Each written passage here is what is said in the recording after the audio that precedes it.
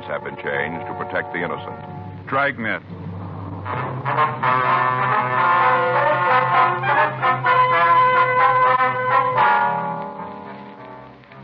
You're a detective sergeant. You're assigned a narcotics detail.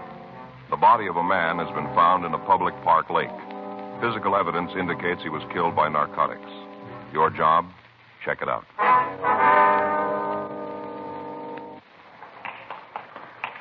It was Monday, July 9th. It was warm in Los Angeles. We were working the day watch out of narcotics detail. My partner's Frank Smith. The boss is Captain Shy. My name's Friday. We were on our way out from the office, and it was 10:23 a.m. when we got to room 42. Homicide. Yeah, that's right. Mm-hmm. You got a name on him? Yeah. Hi, Joe. Frank. Oh, Sit yeah. down. Be right with you. Yeah? What's the spelling on that? Mm-hmm. Yeah, I'll check it out. Right? I'll call you back. Mm-hmm. Bye. Jack, how's it going? Pretty good. With you? Well, it doesn't do much good to kick. Yeah, it never worked for me. What do you got for it? Wait a minute. I'll get the pictures. All right. We got it late Saturday night. Just got the results of the autopsy this morning. Thought maybe you and Frank would be interested. Here, let me clear the table. What is it? Oh, here. The way we got the story goes together like this.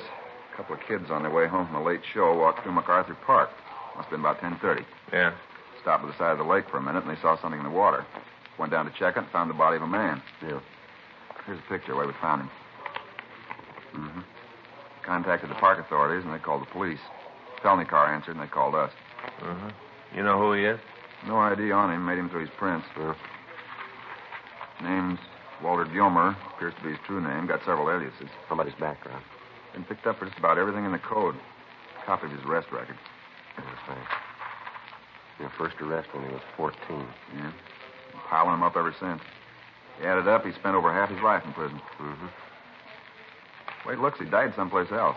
How do you figure that, Jack? Oh, here. This is a picture taken of the path leading to the lake. Yeah. See here, the tracks? Mm-hmm. Looks like he was dragged down the gravel path and then dropped into the water. Mm-hmm. Yeah.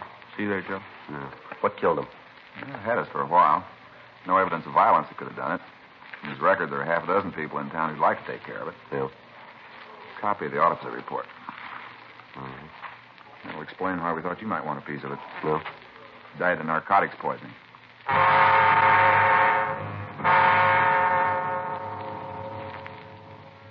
We went over the dead man's effects without coming up with any additional information. From the report of the coroner's office, we knew that Gilmer had died of narcotics poisoning. We were not able to tell the type of the narcotics used, but it was listed as either heroin or morphine. During the past 3 months, the Southland had been flooded with an inferior grade of heroin. From chemical analysis, we knew that it was being processed in Mexico. We'd been in touch with Mexican authorities, but in spite of our joint activities, the drug continued to cross the border and it continued to be circulated. Arrests of mules and pushers had been made. Suspects had been interrogated, and all other leads had been checked out, but we were still unable to come up with the key people in the operation. The death of Walter Gilmer gave us a possible lead. We couldn't be sure that he died of the low-grade drug, but it was worth looking into. Working with Sergeants Jack McCready and Danny Galindo of Homicide Detail, we pulled Gilmer's package and we went over all of the available information on him. We made out a list of his known friends and his associates. All of the places he was known to frequent were checked. For the next 2 days, anyone who had been seen in Gilmer's company was talked to. Apparently, we were at a dead end. Thursday, July 12th, 11:14 a.m., Frank and I got back from talking to an informant. There was a note in the book to call McCready. McCready there? Yeah. Oh, Jack, Joe Friday. Mm-hmm. Well, where's he now? No, we'll be right over. Thank you. What's he got? One of Gilmer's friends. Yeah? Says he was with Gilmer when he died. Frank and I left the Central Police Station and walked over to the City Hall. By the time we'd gotten there, McCready had pulled the suspect's package and had what background information there was on the man. The three of us talked to him in the interrogation room. For the record, what's your name? David Flack, How old are you? 26. Is still your address? Yeah. How well did you know this Walter Gilmer? We roomed together. How long? A couple of years. According to your package here, you've had several arrests for being a user. Is that right? You got the paper. Told us you were with Gilmer when he died. Now, look, there you go again. What? I said I was with him when he was sick, that's all. We got together Saturday night, had dinner, and Walt didn't feel so good. He shoved off, said he was going home and get some rest. It's the last time I saw him. He went home to get some rest. Go ahead. With what? There ain't no more to say. You guys asked me, remember? We talked to the manager of your apartment house. Real goof, ain't she? She said you and Gilmer came in together Saturday night. Puts the time about 8:30. Says the two of you stayed there till about 9:30. Then she heard you come out of the elevator with Gilmer. She's got real big ears. That's what she says. Goes on to tell us that she went to the door of her apartment, looked out into the hall. Says she saw you carry Gilmer out of the apartment building. I carried Walt out? That's what she says. You know how big Walt is? We got an idea. Well, you know I couldn't carry him any place. God weighs me about 50 pounds. I ain't that strong. Your landlady's willing to testify to it. Yeah, she talks a lot. She's going to talk you right into the joint. We find Gilmer an hour later dead. You're the last person seen with him. Fit you real good, Flack. From here, it looks like you're ripe for a 187 charge. You figure you can nail me down for murder, huh? It's worth a try. Yeah, but can you make it go? We think so. Now, one thing's going to louse it up. Yeah? I didn't do it. I had no part in it, none. You better tell us then, huh? If I give it to you, it'll make a difference? Depends on the words. Go ahead. Where do I start? The beginning will do. Yeah. I guess Saturday afternoon's as good as any. We'll listen. Old Walt got himself a new connection, said it was a good one. For heroin? Yeah. Got a good buy and a couple of bindles, said it was a real good deal. You know where? No, he wouldn't tell me. He just said it was his and that when I needed some stuff, he'd set it up for me. You're on H2, huh? Yeah, why lie to you? A couple of days in the tank will bring it out anyway. Yeah, I'm swinging a pretty good habit. How much? Shooting 3 a day. All right, go ahead. Oh, Walt had a fix about 4 in the afternoon. We were going out for dinner, and Walt said he had enough H so he could take one for free. Mm-hmm. After that, we went out and got something to eat. Walt didn't eat much, said he felt way out, didn't hardly eat at all. Yeah? Went back to the apartment, sat around, talked. Tried to get him to tell me where he made the connection. He just laughed and said it was the best thing he ever fell into. Didn't he give you any idea? No, not a smell. All right. Well, pretty soon he said he didn't feel so good. I thought maybe he needed another pop. I asked him if he wanted me to cook it for him. He said no. Said he just wanted to get some air. Told me he couldn't breathe too good. Just lay there on the bed grabbing for air. Mm-hmm. I asked him if he wanted me to call a doctor, get somebody up there to fix him. He looked pretty bad. Yeah. He told me he didn't want anybody, just to leave him alone. Mm-hmm. About an hour later, I checked with him, and I wanted to see if he felt any better. He was dead. You took him out of the apartment then? Yeah, I got scared. I didn't know what had happened, but I could see you guys laying it on me. What'd you do? Took him out to the park, got him in the back seat of the car, and took him out there. Sat in the car for about 15 minutes waiting for a couple of kids to leave. They were sitting on a bench near there talking. I had to wait for them to leave. Yeah. After they'd gone, I dragged Walt down the water and dumped him in the lake. What about his identification? Took it out of his pocket. Figured he'd give me a couple of days to try and grow an alibi. Figured it'd take that long for you to find out who he was. You just left him in the lake then, huh? Yeah. Drove back to the house and tried to figure what to do. Think of somebody who'd go me an alibi. You haven't got any idea where Gilmer made the connection, huh? No. You know where he went Saturday afternoon? No, he left the place about 10 in the morning. I didn't see him until about 3 or maybe 3:30. He was holding pretty good then, real happy, laughing it up all over the place. Oh, Walt, he had a real good laugh when he was feeling good. Gee, I still can't get it straight that he's dead. Gilmer have any close friends that you know of? Couple, not more than that. Want to give us their names? I guess, as long as they don't find out. Did you meet any new people he told you about? Well, if he did, he didn't say nothing. I'm sorry, I'd sure like to help you. It's a lousy trick making Walt think he was getting such a good deal and having it turn out like this. It's a lousy deal. Mm-hmm. He was real happy because he thought he scored real big, got it real cheap. Told me he hardly paid anything for it. Well, he had it wrong, didn't he? Huh? He was overcharged.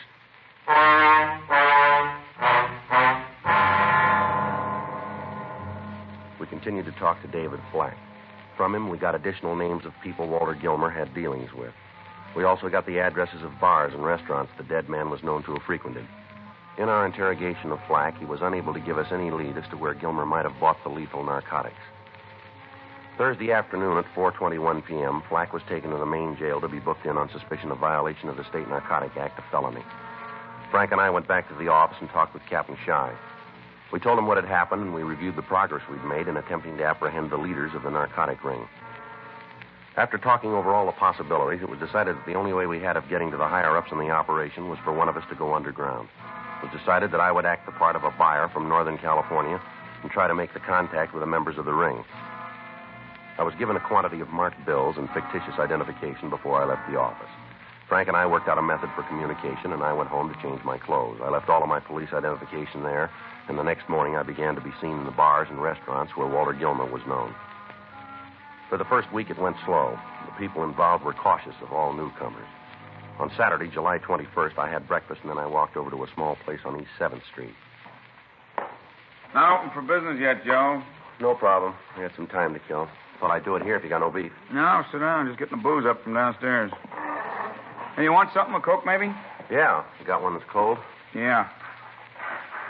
I could put a shot in it if you want. No, it's all right. It's too early. Boss don't like it if I pour before 10. Mm-hmm. How's business? Oh, not bad. Guess it's a little slow all over. Yeah. How's it going with you, Joe? Slow? How long you figure to be in town? Only got a couple more days. Mm-hmm. I got to get back up north. Never heard you say what you did. I told you I'm a promoter. You mean like price fights? No, anything I can make a buck on. Well, what are you working on now? Well, I got a deal. Yeah, I guess you'd rather I didn't get too nosy, huh? Yeah, it might be better that way. Mm-hmm. Word's out you're trying to make a buy. What was that? I say, word's out you're trying to make a buy. That's so? Yeah, that's what the word is. Where's it from? Around. No place you can point to, just around. Anything on what I'm looking for? I understand it's H. Is that what you think? I don't know. I'm just telling you what the word is. Uh-huh. I understand you're a good friend of Walt Gilmer.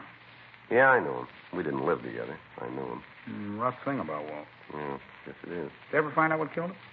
I don't know. I don't read the papers much. Was it in the papers? Yeah. Rumble is he got some bad stuff. Is that right? Yeah, that's what they're saying. Well, might be. I told you. I don't know. Well, I guess if you're a friend of his, you'd like to talk to his connection, huh? Well, it doesn't make any difference to me one way or the other. Mm-hmm. You ain't sore about Walt, then, huh? I told you I knew him. I didn't know him good. Just enough to say hello. That's all. Hmm. Yeah, rough the way he went. You call it your way. Well, I'll see you around, Al. Hey, you got to leave, huh? Told you I only got a couple more days in town. I got to line something up before I go back. Well, maybe I can give you a hand. Yeah? Depends on what you're after. I got a lot of friends around. Might be able to do you some good. Now, how you going to work that? How much you want to buy? What's that? Come off it, Joe. We got the rumble on you. You're down here from Sacramento. You're here to make a buy. It's a simple question. How much you want to take back with you? If I wanted to make a connection, you the guy I'm supposed to see? If I wanted to make a connection. Might work out that way. You holding now? A little. How big? Enough to handle your action. I want a couple ounces. It's a lot of stuff. I don't sell cut rate. Now, you holding that much, or aren't you? No, I can line it up for you. Where do you take your piece? Off the top. I make the deal for you. Oh, no. No go. Huh?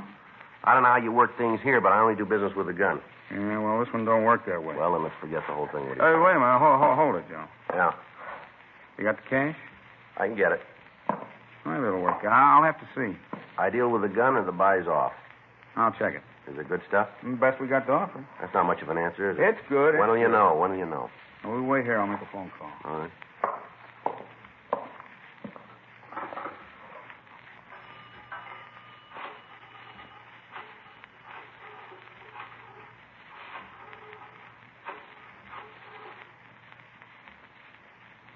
This is Al. Yeah, I know, but this is important. Got a guy here who wants to buy a couple of shirts. All large size. Uh-huh. As far as we know, he is. I talked to you about him. Yeah, that's the one. Yeah. No, he says he won't buy them from anybody else. Yeah, that's what I told him. He says he's got it. Just a minute, I'll check. You be here about 7 tonight? Huh? You be here tonight about 7? Well, we can make the deal, sure. Yeah, he can make it. All right. Yeah, I know. I told you we checked. He's all right. Uh-huh. Yeah, right. Goodbye. Deal's made. All right? Be here at 7. Make it sharp, huh? Okay. You meet the boss.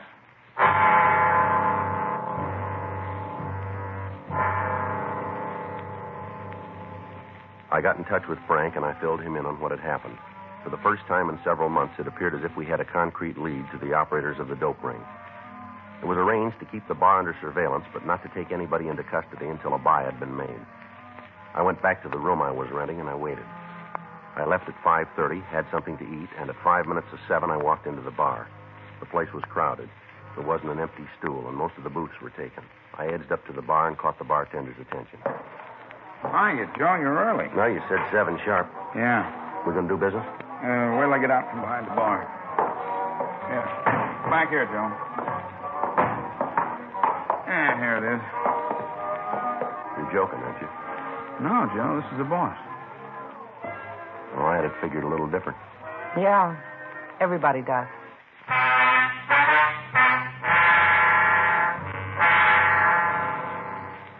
The woman sitting in the booth was in her late 30s or early 40s. It was hard to tell. She had dark hair and blue eyes. The suit she was wearing was gray, and it looked expensive. After the bartender introduced us, she told him to bring a drink, and then she motioned me to sit down. Your name's Joe Frizee, is that right? Yeah. Alf tells me you want some action. Nellie gave you the story. How do I know you're a legitimate dealer? You don't. Still, you want me to go out on a limb and turn over 2 ounces of heroin to you. I'm willing to pay for it, lady. Where's it going to go? Up north. A lot of ground. Sacramento. You got the route to get rid of it? They're waiting for it now. Go in, and I should tell you I haven't got 2 ounces. Well, and I'm wasting my time. But I can get it. I'll see. Sit down. All right.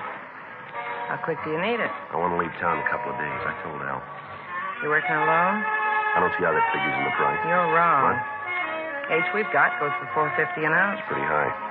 The best we can get. Should be. You want to make a deal, the price comes down. No, I can't swing more than 2 ounces. Even if the price is dropped How much? to $3.50. No, it doesn't fit. What's the angle? If you're on your own, it must get a little tiresome to have to carry the load by yourself. Maybe. I was thinking that maybe you'd like a partner. You? That's what I had in mind. No go. Why? Oh, a lot of reasons. Mainly because I don't need anybody.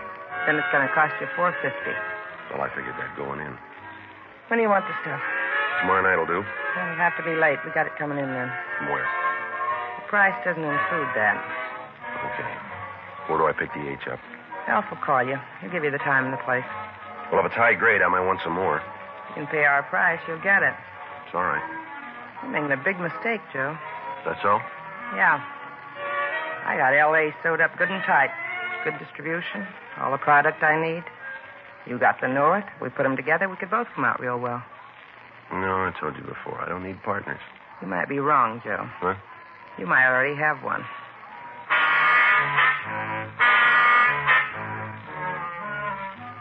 I stopped by the bar and gave the bartender my phone number. He said he'd call me as soon as he had any information.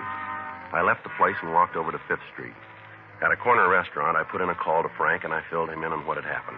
It was set up that he and Sergeant Roxy Lucarelli would keep me under surveillance all the following day. In the meantime, the woman, Dolores Page, would be watched also.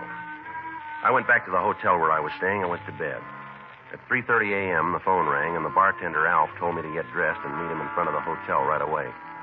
He said we were leaving town immediately to make the narcotics buy. I tried to call Frank and fill him in on what had happened, but I couldn't reach him. I got in touch with the office and left word regarding the meet, and then went downstairs to wait for Alf. At 3:45 a.m., Alf drove up to the entrance. I tried to stall as long as possible to give the men from the office time to get there, but finally we left the hotel before they arrived. In the car with Alf and myself were a man who introduced himself as Earl and the woman, Dolores Page. We drove down to the beach and turned south on Highway 101. We continued down to San Diego. At 6:30 a.m., we checked into a small hotel, and Alf, along with Earl, left to make the meet and the buy. I tried to find out where they were going, but they refused to give me any information. Dolores Page and I waited for him to come back.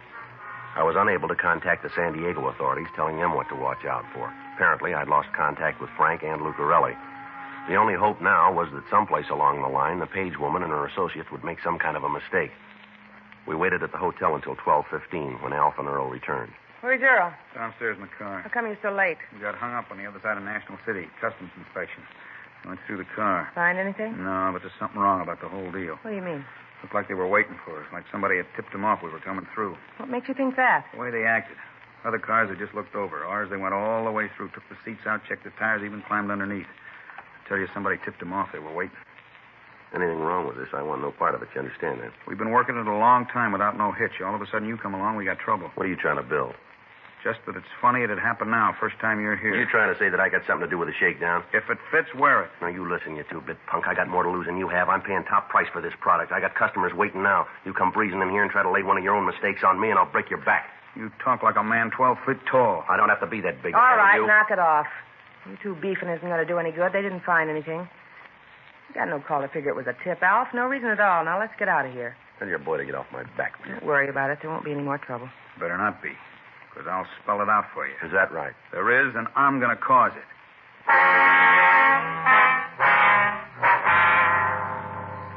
The three of us went downstairs and got into the car. We started the drive back to Los Angeles. From what I could find out, the narcotics buy had been made in Mexico, but the heroin was not in the car we were driving. We continued up the coast. Just south of Oceanside, California, we began to follow a large bus. As we drove, I noticed that Alf was being careful to keep the vehicle in sight. At San Clemente, the bus pulled into a small roadside restaurant for a rest stop. We parked immediately in back of it. Alf got out of the car and approached the bus. He walked up to the rear of the vehicle, reached under the rear bumper, and removed a small package wrapped in waterproof material. He checked the contents, and then he walked back to the car. Get it? Yeah, right where we put the stuff. Get in. Let me have it. Yeah. Here it is, Joe. Got the money? You want to wrap it up right here? No reason not to. Why don't we wait till we get back to town? Be easier there. You got any special reason to wait? No? Got the money? Yep. Then why wait? Well, let me see what I'm buying. Here. Well, looks all right. The best we can buy. You don't have to taste it. What are you trying to pull? What? What are you trying to sell me? This stuff's no good. You're not going to stick me $4.50 for this junk? You made the deal. And I'm leaving it. I want no part of it. It's a little late to come up with that. You haven't been paid yet. We will be. Get out of the car. Leave him alone, Alf. We've done it your way all along. It hasn't worked out from here, and I'm going to call it. You're doing it wrong, Alf. You let me worry about that. Get out, mister. Go on. Well, where to? Let's take a walk around the back of the buildings. Go ahead. Figure to kill me and come up with the money, too. Is that it? Keep walking. You know you're not going to get away with it, don't you? You keep buying those fairy tales. Maybe we can make a deal, Alf. Yeah? If you get the money, it doesn't make any difference about me, does it? What do you mean? Now, wait a minute. Suppose I give you the money. You got it clean. You don't have to roust me then, do you? Maybe I'll like shoving you around. I never did figure you on our side. Why? Because you knew Walt Gilmer. What happened to him doesn't make any difference to me. It don't read good, Joe. Right from the beginning, I didn't figure you. What do you mean? You set the deal up, didn't you? Looked like some fast change. I didn't count on this much McGill. It's not worth it. All this talk about Walt, what's he got to do with it? He was working with us, pushing. Got too wise. Thought he could do it without us. So you gave him a connection with Bad H, is that it? That's it. You kill me and Dolores isn't going to like it. You know that, don't you? The wheel just passed out of her hands. Come on, let's get it over with. All right. Where to? Back there. What are you trying to prove? All right, come on, Al. Drop the gun. Drop it. Joe, you all right? Yeah. We've been right behind you since you left Dago. Yeah? How'd you work that? Well, I got the message you left at the office. We had a tail on the Page woman. Picked you up down south. How about her and that other fellow back there? Roxy's got it. Let me have your handcuffs, will you? Yeah, here. The bartender? Yeah. He copped out to giving Walt Gilmer the bad junk. Huh. That takes care of it then, huh? Yeah, come on, let's get him to the car. All right. Come on, get up. Well, I'm glad this one's over. Yeah. Well, you don't look any the worse for wear. All right. Sure. You didn't really have anything to worry about. Is that right? Well, sure. You don't mind me telling you that, do you? It's a good thing you weren't 2 minutes later. Huh? I might not have heard you.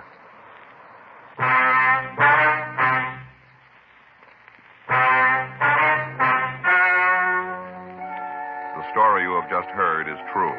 The names were changed to protect the innocent.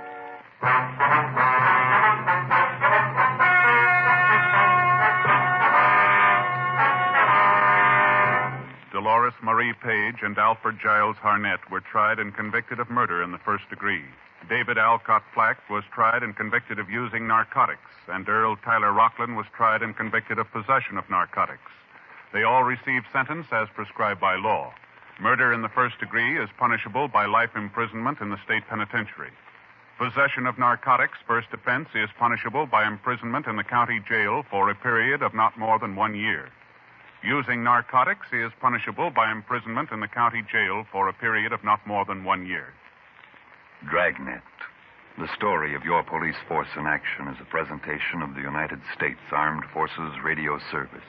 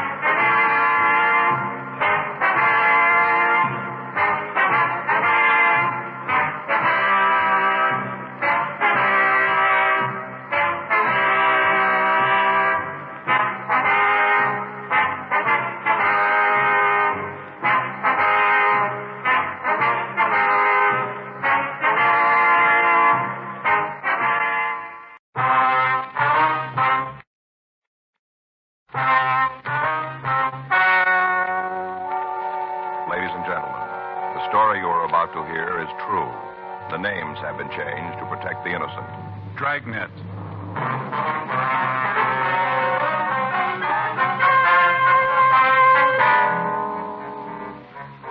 You're a detective sergeant. You're assigned a juvenile detail. A 13-year-old girl has disappeared from her home. There's reason to suspect foul play. Your job, investigate.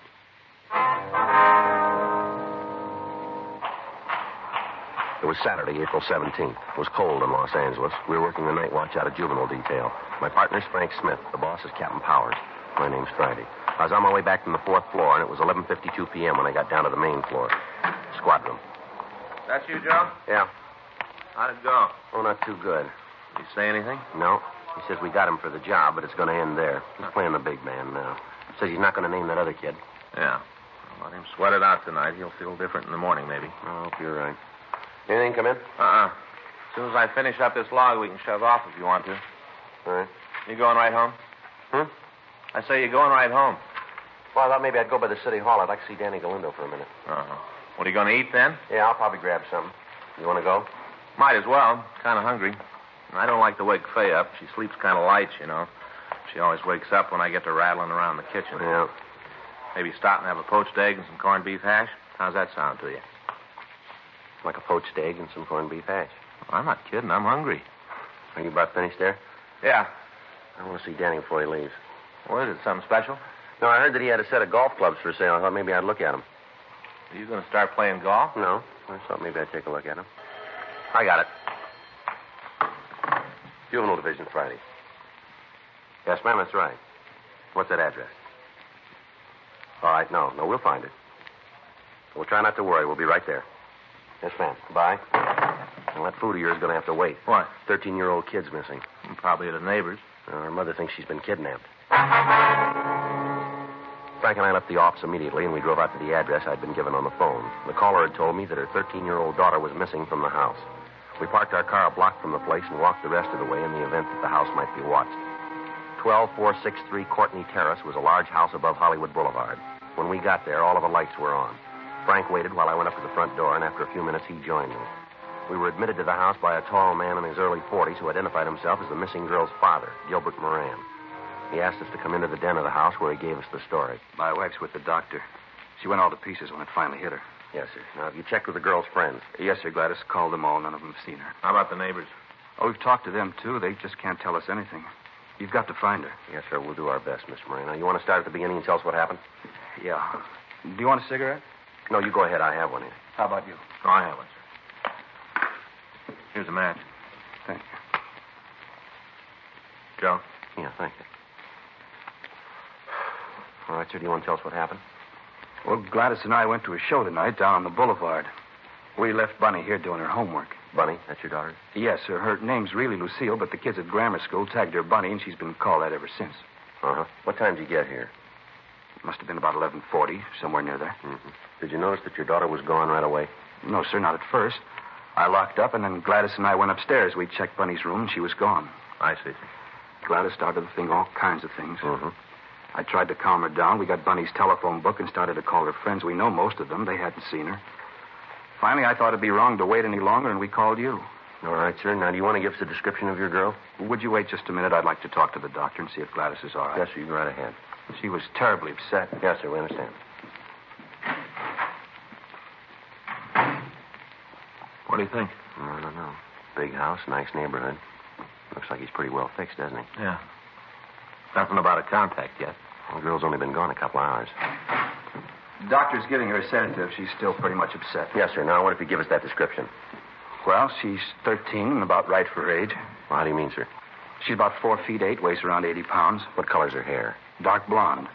She was always after her mother to let her use one of those rinses to make it lighter. Gladys said she should wait. I see. How about her eyes? Sort of brown, light. We used to tell her that she had honey-colored eyes, a sort of golden brown, real long eyelashes. Now, can you remember what she was wearing? Let me think. Well, as I remember, sir, she had on a pair of clam diggers. Sir? Clam diggers, short slacks. Hit her about right here, short. I see, uh-huh. What color? Denim, sort of light blue. I see. White blouse. Sort of like a man's shirt. How about shoes? Well, I think they were, Gosh, I'm sorry, sir. I just can't remember. Now, is it possible she might have changed her clothes before she left?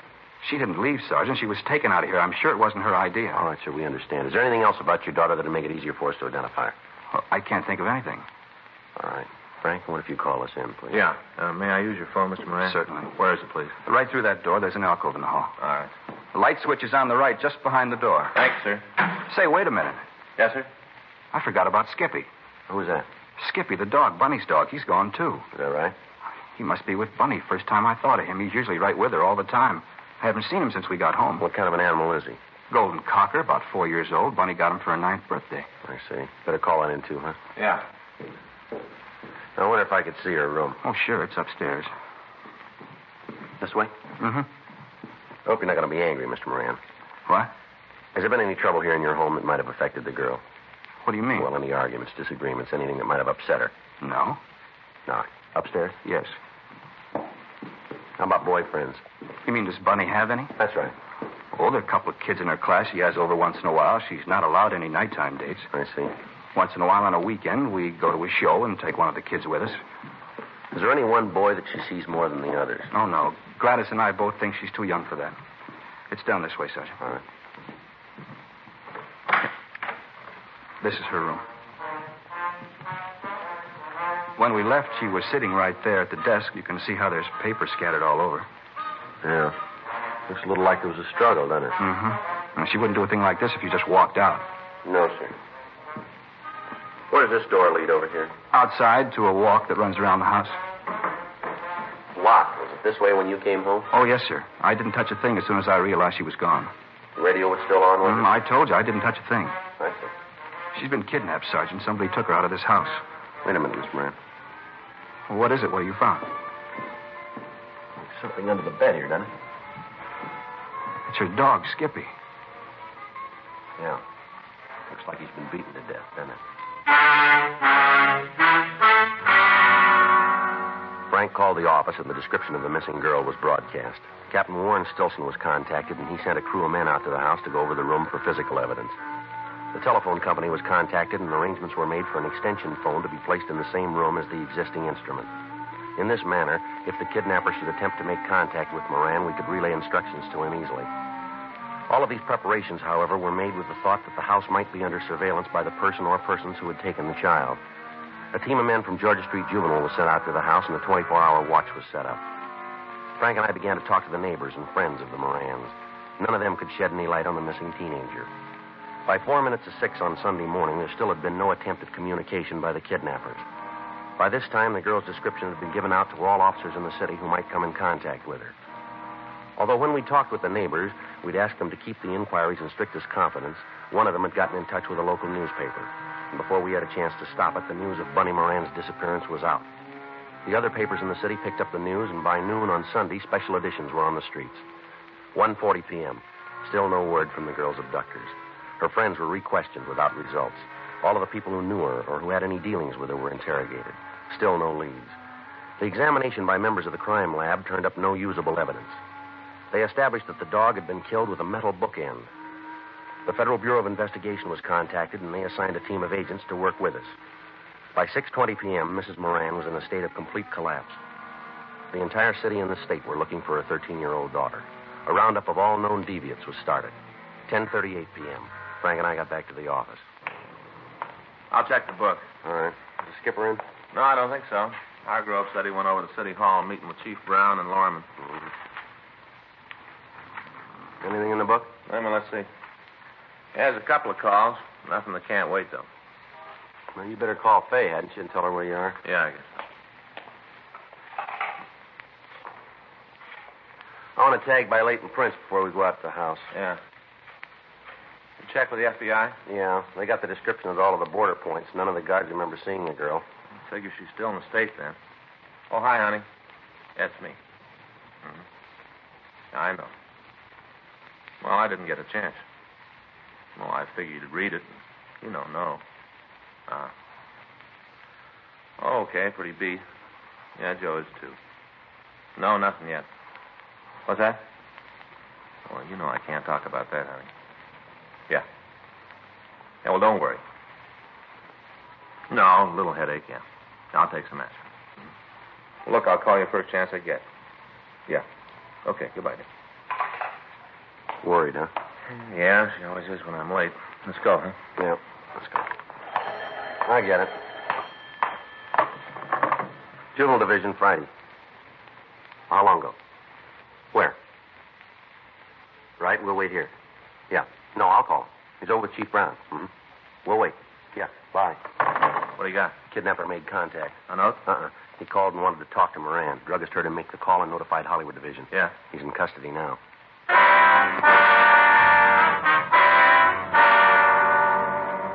Frank and I waited until the suspect was brought into the office for questioning. He'd been apprehended in a drugstore while he was on the phone talking to Mr. Moran. A radio card picked him up and driven him over to Georgia Street Juvenile. We called Captain Powers at the City Hall, and he immediately came to the office. At 10:56 p.m., the suspect arrived. He was taken to the office of the night watch commander for questioning.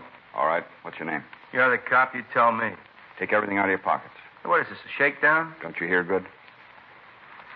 All right. There's my wallet. Any money in it? Couple of bucks. Take it out. What are you doing, playing a lucky dollar Keep contest? the money in your hand. Just put the wallet on the table. Get the other pockets out. Nothing in them. Let us worry about that. All right. Change. Here's a comb. Handkerchief. Clean, too. Matches. Cigarettes. Here's a pen and pencil set. Couple more pennies. That's it. Want to check it, Joe? Yeah. This your wallet? It was in my pocket. I asked you if it was yours. Yeah. Driver's license here. What's your true name? Better read it so you can have it in the record. Mark Lawrence Lansdale. That's your true name? It's what it says. You still live at the same address? Yeah. I'm going to ask you one question, Lansdale. I want the right answer. What do I get if I come up with a winner? Where's the Moran girl? I don't know what you're talking about. And you better find out. 13-year-old kid's missing. You called her parents and asked for $50,000 for a return. Now, where's the girl? I thought you arrested guys for using the needle. Answer the question, mister. If I had it, you'd get it. All right, mister. I'm going to ask you once more. Where's the girl? I don't know what you're talking about. You think you're pretty big, don't you? I'll answer that one for you. You do that, will you? You say this girl's been kidnapped. All right? This is your party. You say you can prove that I made a call asking for $50,000. So far, I'm on the right track? All right. Then it figures that if you're so sure I got something to do with it, if I'm here, the girl's in trouble, don't it? Go ahead. If I don't turn up, something bad's likely to happen to her. True? You're still on. Well, if it's like I say that I don't know anything about it, then you're going to have to turn me loose anyway. I got nothing to worry about, cop. You keep me here and your prize kid's liable to end up in a ditch. You let me go and maybe you got a chance of getting it back. I'm going to spell it out for you, Lansville, and you listen good.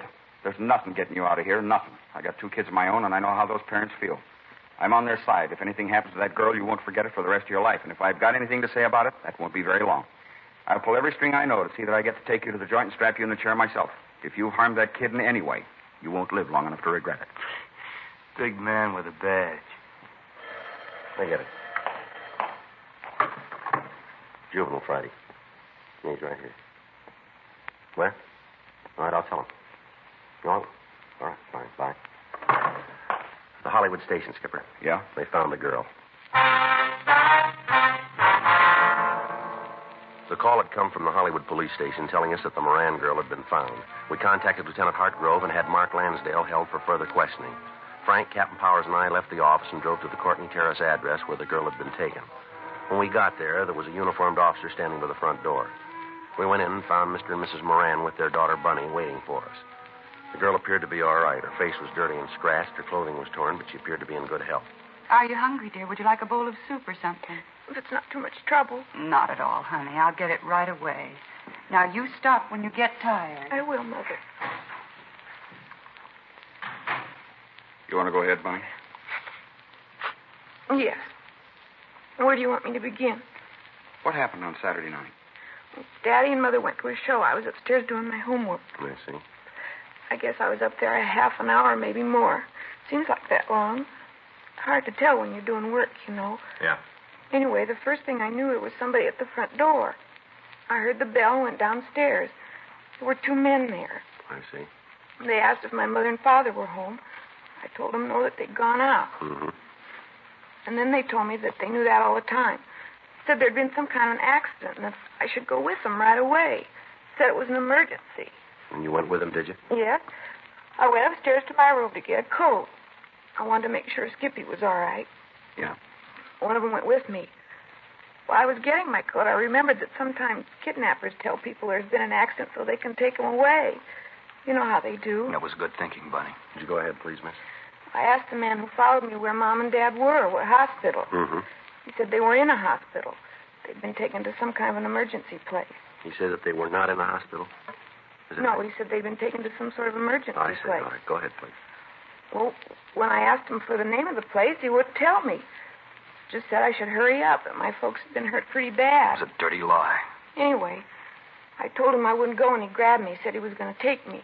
Sure like to get my hands on him. Was the other man downstairs all this time? Well, I guess so. I didn't see him. All right, go ahead, miss, please. Here's your soup, honey. Now drink it while it's still hot. What kind? It's black bean, just like you like it. Go on now while it's hot. Well, there's some nice crackers there, too. Thanks, Mother. That's good. I'm hungry. Would you like to go ahead, miss, please? Can't you let her eat? Poor child, after what she's been through. There's another man out, Mrs. Moran. We've got to find him. He's right, Gladys.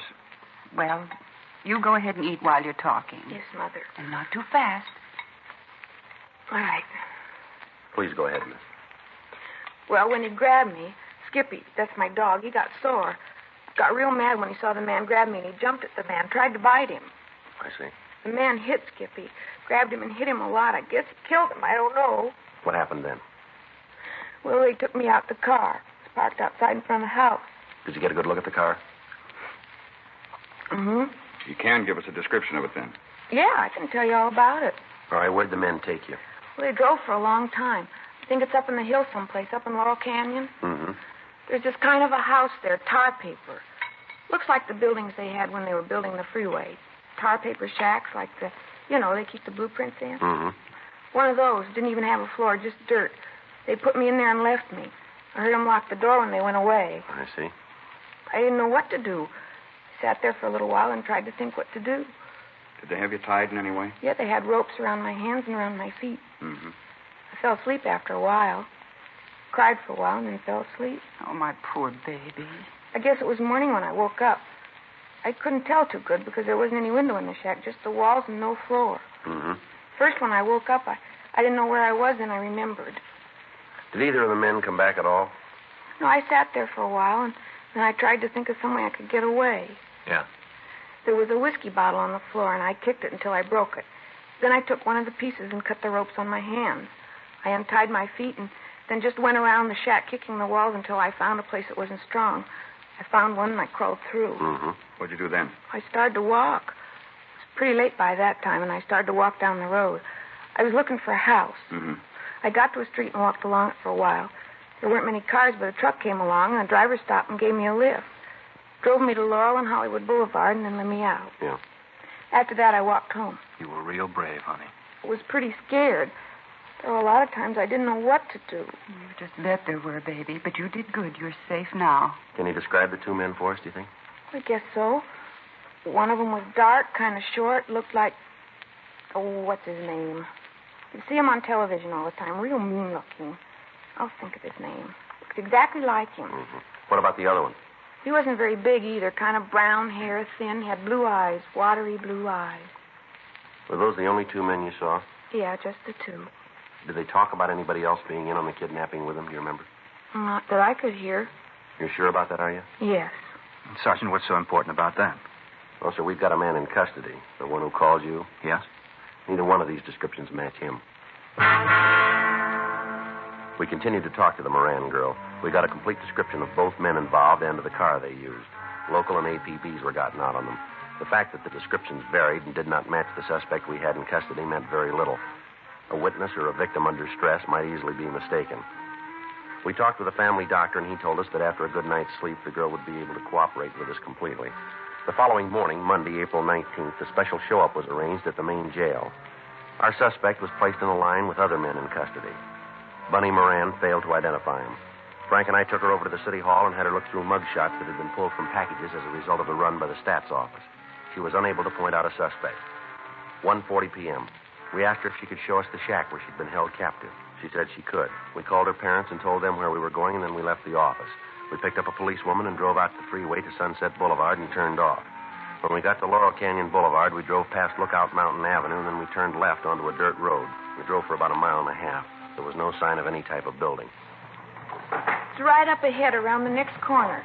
You sure you're on the right road? Yeah, I remember walking down this one. It's right. Hey, that's as far as we can go. Dead end. Maybe I did make a mistake. Maybe I did. I was sure it was along here, but maybe I was wrong. It might have been the next road up. You know, the one past where we turned off? Uh-huh. You want to turn around, Frank? Yeah. Oh, sure am sorry about it. That's all right, miss. Guess it seems like a wild goose chase, huh? No. Sure hope not. I know where it is. I just got mixed up. All right. We'll find it. I'm sure we will. Mm-hmm. Can't just disappear, can it? No, not likely. It's here someplace. You'll see. Yeah, we'll see.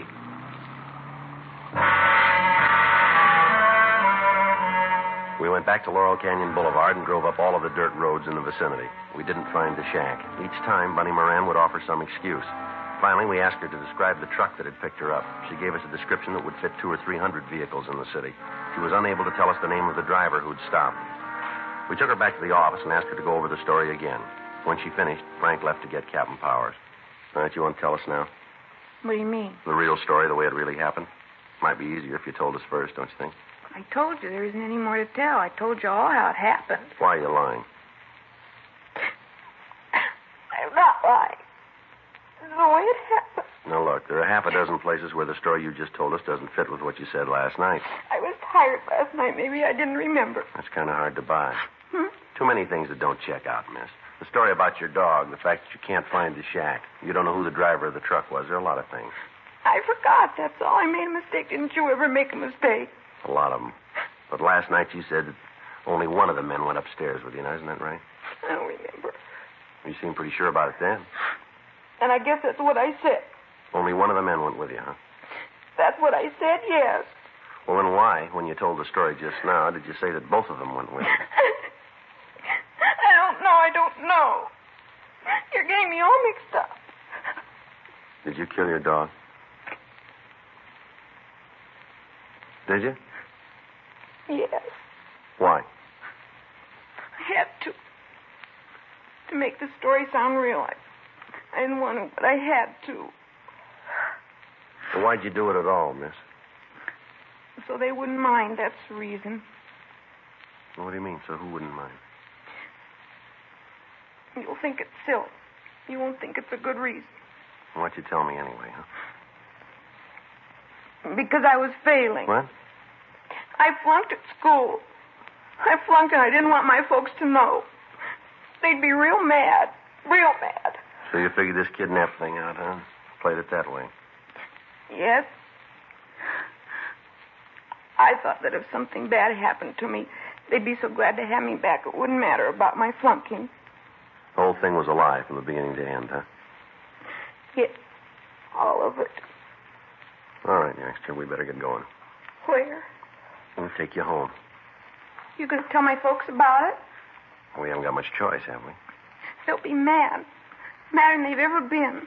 Well, I guess they will. What'll I tell them? What'll I say? Well, I'll tell you, why don't you try something different? Huh? Tell them the truth.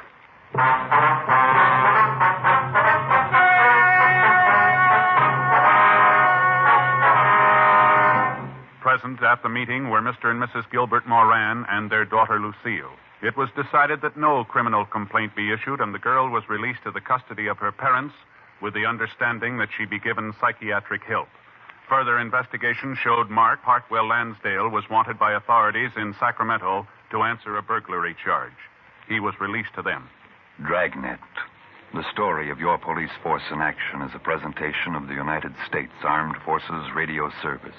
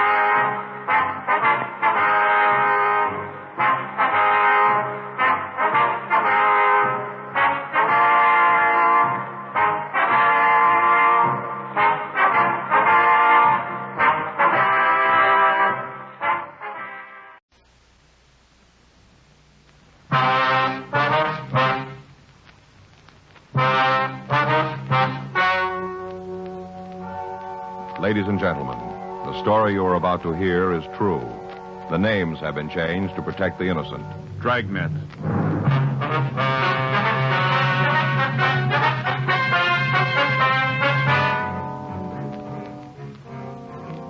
You're a detective sergeant. You're assigned a robbery detail. 2 men are terrorizing your city. They're both armed and considered dangerous. Your job, get them. It was Thursday, September 9th. It was warm in Los Angeles. We were working the night watch out of robbery detail. My partner's Frank Smith. The boss is Chief of Detectives Thad Brown. My name's Friday. I was on my way back from the street, and it was 11:42 p.m. when I got to the 814 Club, the back room. I hate to think what's going to happen when Mr. Negri hears about it. It's going to be pretty bad. Yes, sir. How about it, Joe? You catch the fellas yet? No, sir. Description's out. Guys from the F cars are checking the neighborhood. Haven't got nothing yet, though, huh? No, sir, not yet. Wish I was home. Sir? If I was home, I could turn off the phone. I got one of those attachments in the extension in the bedroom that turns it off. Wish I was there now. Mr. Negri's really going to be sore. Mm-hmm. Was there anything at all about the 2 men that would stand out and make it a little easier for us to identify them? Tell you the truth, Sergeant, if there was, I didn't see it. All right. I was scared. Darn scared, and I'm not afraid to say so. Yes, sir. I can tell you again if you want me to about the robbery. All right, if you would. Might be something you didn't remember the first time through. Okay. Guess it was about 11:15 when it came in. Just a guess, but I think it was about then. Uh-huh. A dark one.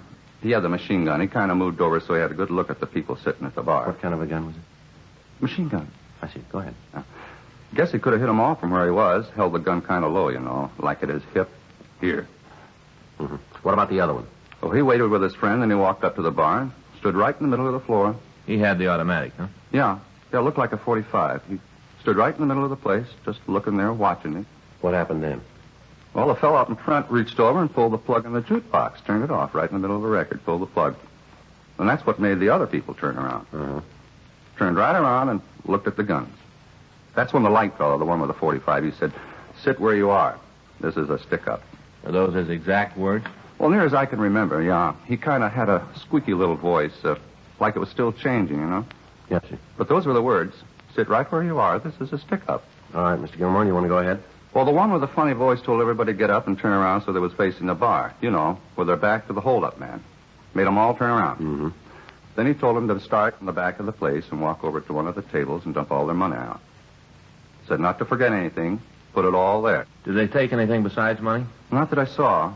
Well, there were a couple of people who had pretty good-looking watches on, but the only thing the bandits seemed to want was cash. I see. Then they left after they got the money, is that right? Yeah.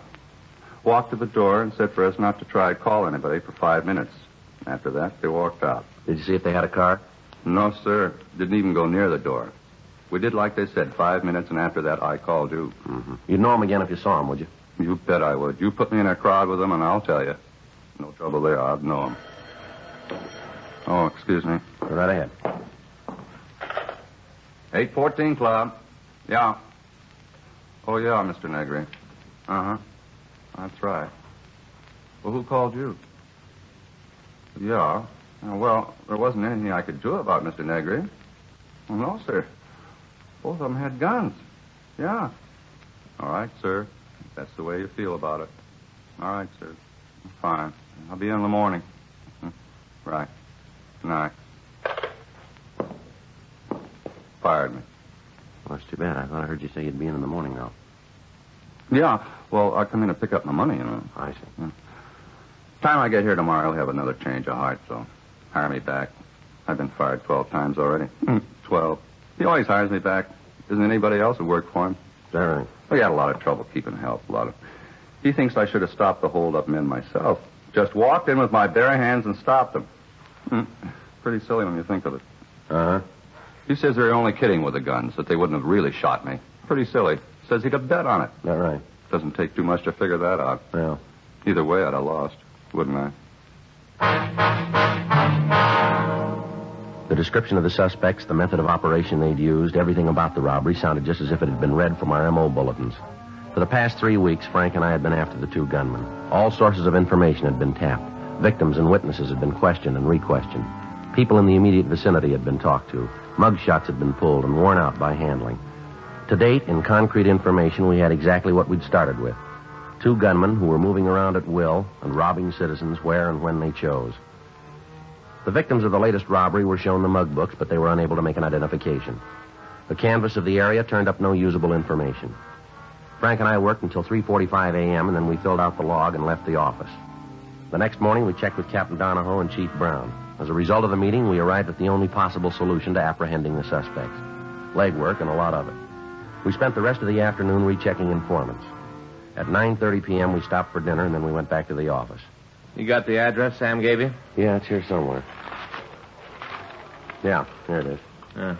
You think it's worth checking out? Well, we got nothing else to do. We might as well. As soon as I get these straightened up, we can take a ride out there and see him. Yeah. Robert, Murphy. Yeah, he's here. Just a minute. Friday? Yeah, Murph. Take 3, will you, Joe? Thanks. 3? Yeah. This Friday. Yeah, Boyd. When was that? Well, it's possible. Did you see anybody else? All right, we'll come right over. Bye. It's Highland Park. They just picked up a guy for 459. Yeah? Matches the description of our blonde holdup man. You think it'll check out? I don't know. They shook him down when he was picked up. They found a 45 with a full clip.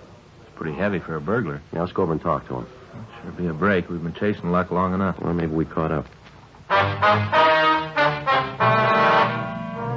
Frank and I signed out of the office immediately, and we started over to Highland Park. It wasn't the first time we'd gone out on a similar call. During the time we'd been after the holdup men, there'd been several others. All of them had to be checked out.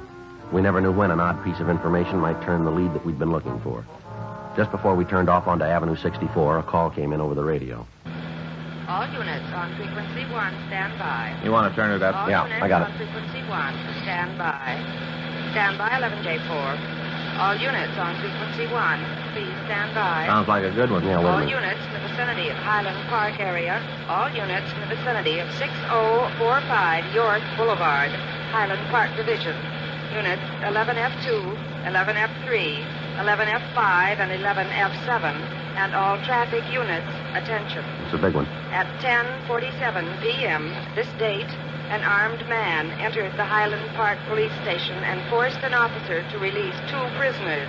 The man was armed with a submachine gun believed to be a .45 caliber. Suspect is described Sounds like our boy. as WMA.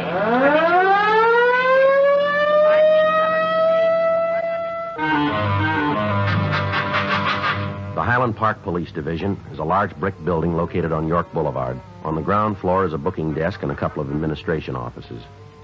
Directly behind the booking counter across the hall is a cell block. Prisoners are held there pending further investigation or transfer to the main jail. When Frank and I arrived, there were a dozen police cars around the building. Other units were searching the area for the escaped suspects. The call had gone out to the entire state, and members of the Highway Patrol and the Sheriff's Department and all other departments were joining in the manhunt. Frank and I talked to Officer Boyd Hutchins, the policeman who'd been on duty when the escape took place. Well, he came in this side door, and first I thought he just wanted some information. Uh-huh. When I walked over to take care of him, I couldn't see the gun. He was carrying it low, kind of hidden by the counter. You didn't see him come into the building then, huh? No, I was on the phone. First I knew was when he asked me if he could see Burton. Uh-huh. I told him we couldn't swing it right then. Said he'd have to come back. And that's when he asked me if there was anybody around who could okay a visit. Well? I told him there was and said for him to come back in the morning. That's when he showed you the gun, huh? Yeah, he brought it right up over the counter. Said for me not to cause any trouble and I wouldn't get hurt. He didn't have to tell me. Yeah.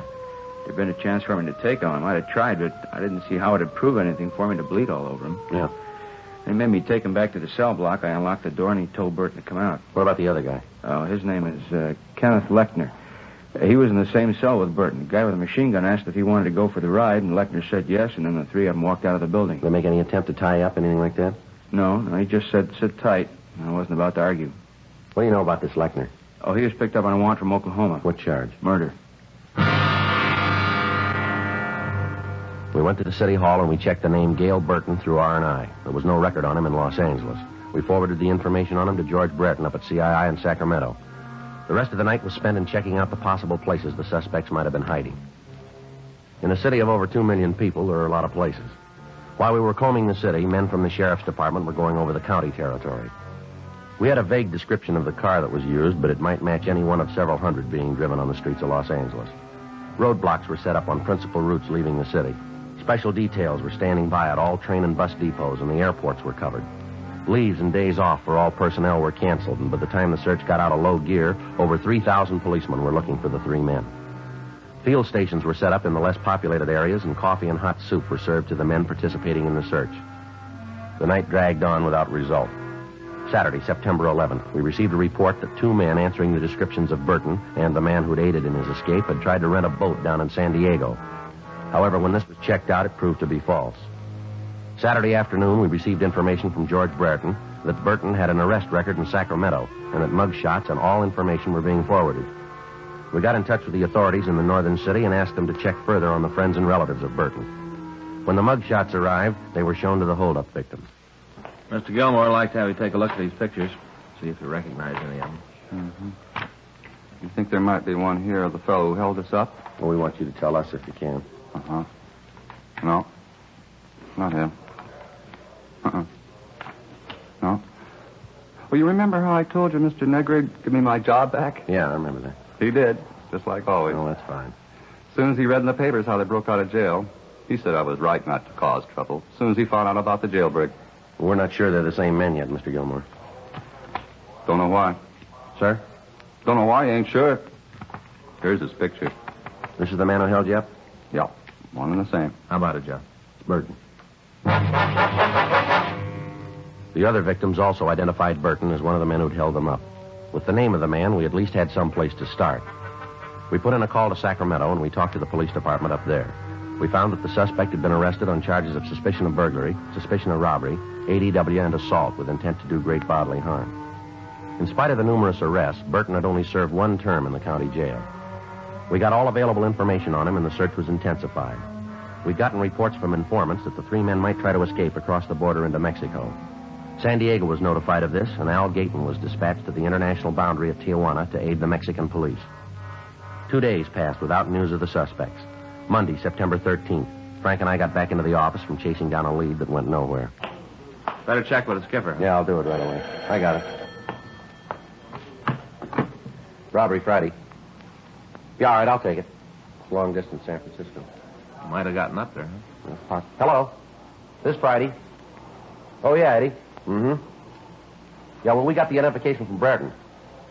No, nothing yet. When was that? That could be. It'd give him time, wouldn't it? Just a minute, Frank. Yeah? It's Eddie Vandervert up there. When did these guys pull the first job? Well, I think it was August 16th. Place over on Pico. That's the first one, isn't it? Yeah. August 16th, Ed. No, the other one doesn't show up on any of the sheets.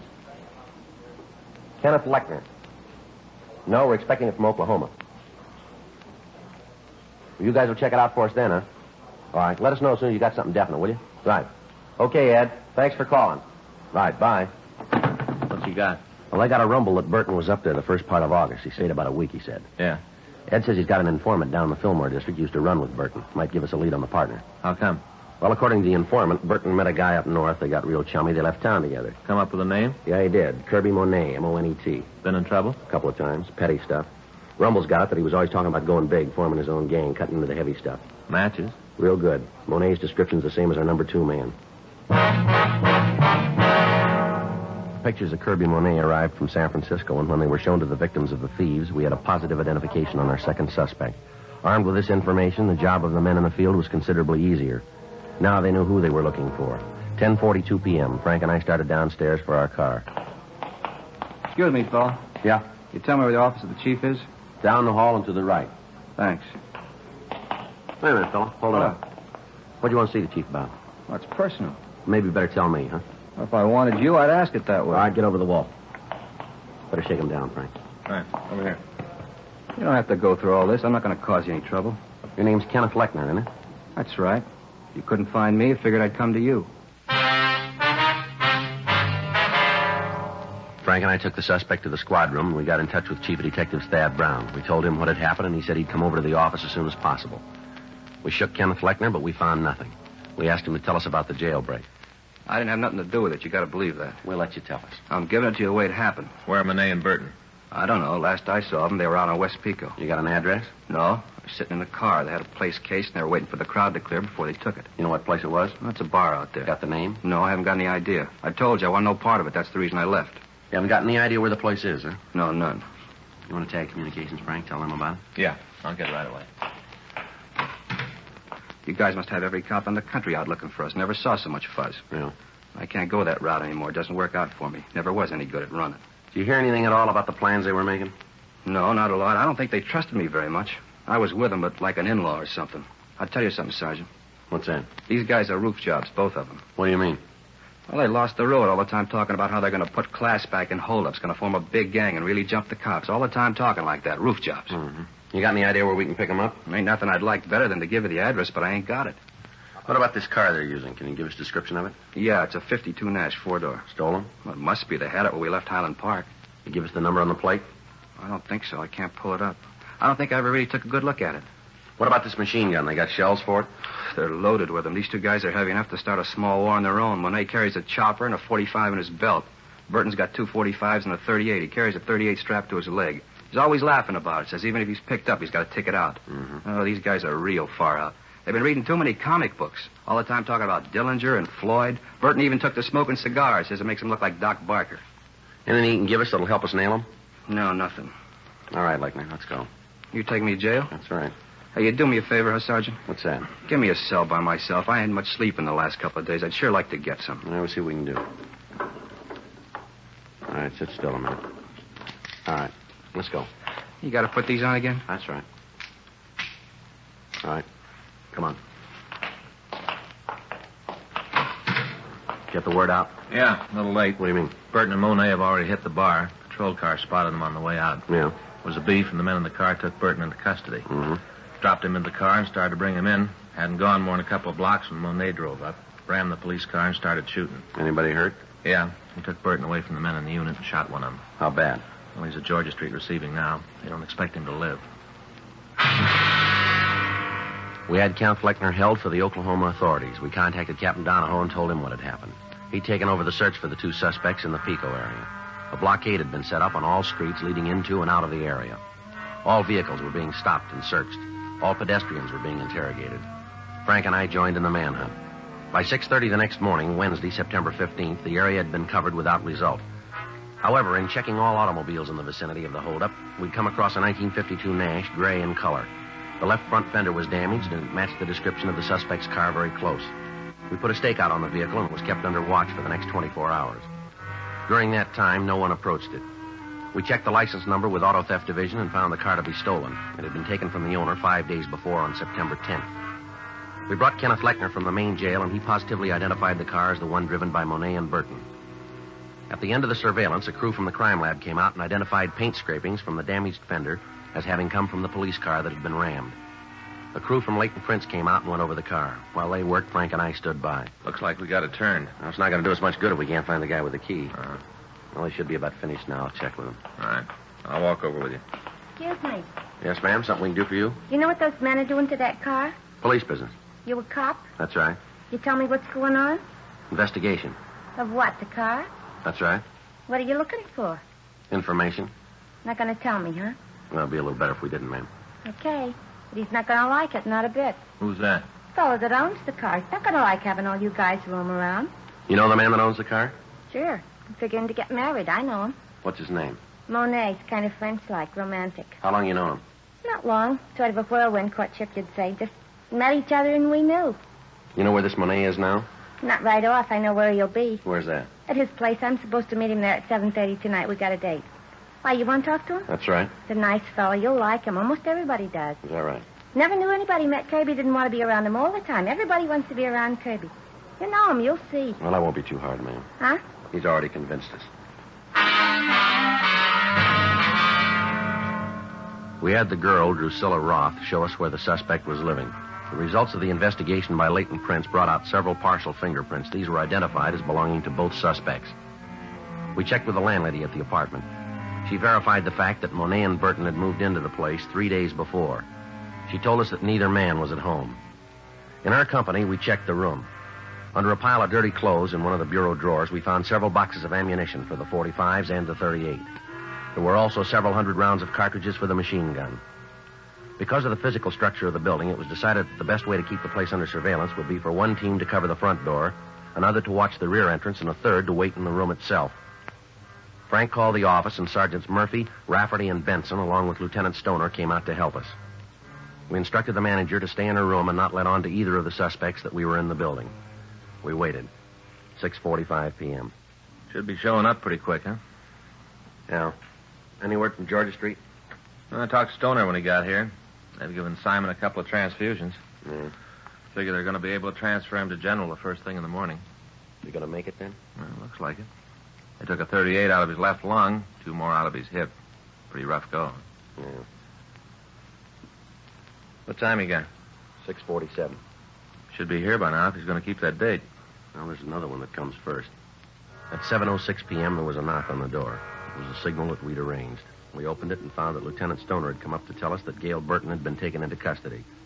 He'd approached the apartment, and as soon as the officer stopped him, he'd surrendered, offering no resistance. Stoner wanted to tell us that he and Benson would take the suspect downtown for booking. Frank and I settled back to wait for Monet. 9:20. Oh, I'd sure like a smoke. Yeah. Why is it, Joe, you and I always draw this stake inside the room where all we can do is sit? I don't know. You usually ask for it that way, don't you? Well, next time we're going to take one of the entrances. Sit out there in the car. Smoke when you want. If you want something to eat, you just run down to the drugstore for a candy bar. It's a lot better duty, Joe. Sounds like somebody coming, doesn't it? Yeah. What's that? Yeah. All right, Monet, hold it right there. Watch it, Joe. See him? Yeah. Down this way. All right, hold it. Any sign of him? No. He might have gone down the stairs. The apartment at the end of the hall. Right. Come on. All right, Monet, come on out. It's the last time around, Monet. Throw that gun out and you follow it. He's not coming out. All right, let's go in. Wait a minute. I'll knock. All right, don't shoot anymore. I quit. I don't want to fight. Throw the gun out here. Right there. Drop it. All right, here it is. Doing like you say. I got it. All right. Hands behind your head. Back out of the door. Come on, turn around. Keep those hands so we can see him. Okay, I'm coming. I don't shoot anymore. I won't give no more trouble. All right, hold it right there. Now, don't move. Keep those hands up. I'll shake him. Yeah. Here's another one. 45. Had it in his belt. I'd have given it to you. I wasn't going to try Yeah, anymore. sure. All right, keep still. All right. Take your hands down. Back of it. One at a time. And now turn around. You going to take me in now? That's right. That cop I shot, he didn't die. No, you're pretty lucky. And all you got me for is robbery. That's all. Just robbery. That's how it looks from here, doesn't it? Robbery, that's all. Jail term doesn't make a lot of difference. Is that right? Sure. Isn't a jail built can hold me? Not one. I'll get out. I'll be running again. You'll see. I wouldn't give odds. Huh? Bigger men than you said they'd come back. Yeah, show me. I'd sure like to meet him. Don't worry, you will.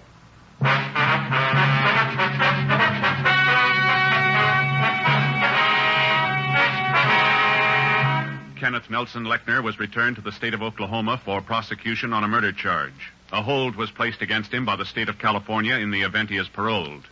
Gail Claude Burton and Kirby Arno Monet were tried and convicted of robbery in the first degree, 6 counts. Violation of Section 4574 PC, bringing a firearm into a prison, violation of the machine gun law, and assault with intent to commit murder. Robbery in the first degree is punishable by imprisonment for a period of not less than 5 years. Violation of Section 4574 is punishable by imprisonment for a period of not less than 1 year in the state penitentiary. Violation of the machine gun law is punishable by a term in the state prison not to exceed 5 years and/or a fine of $5,000. Assault with intent to commit murder is punishable by imprisonment for a period of not less than 1 nor more than 14 years in the state penitentiary. You have just heard Dragnet, the authentic story of your police force in action, and starring Jack Webb, a presentation of the United States Armed Forces Radio Service.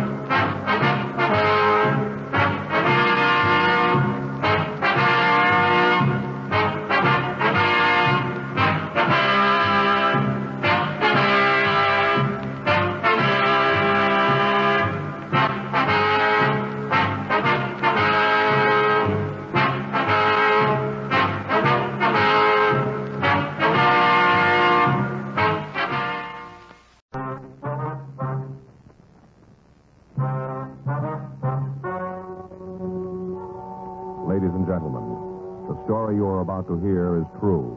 The names have been changed to protect the innocent. Dragnet.